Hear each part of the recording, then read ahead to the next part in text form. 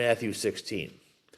And it's when Jesus comes into a place called Caesarea Philippi with his disciples. And as they're coming into Caesarea Philippi, he asks them, he says, who do people say I am? Here's what's key. He waits to ask this question until they get to Caesarea Philippi, this exact point.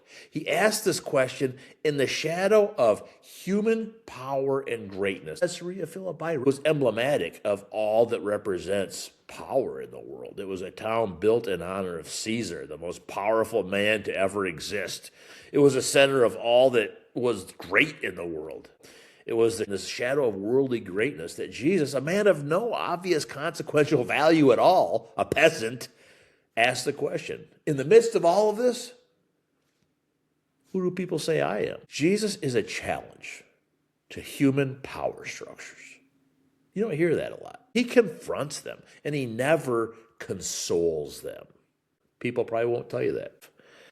And this is where I live every day of my personal life, in the shadow of Caesarea Philippi, in the shadow of human greatness, and the seduction of all that is worldly, powerful, and great. And I have to ask myself that daily question, but who do I say he is? Fix all our problems.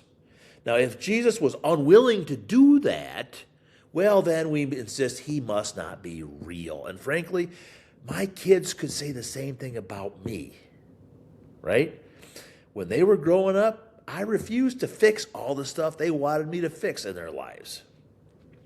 However, that did not cease to mean that I was not real, even though it did make them very, very angry. Okay? The problem with all this, well, Jesus is the problem. Jesus and his lack of alignment with our goals, objectives, and definitions of greatness, all of that is the problem.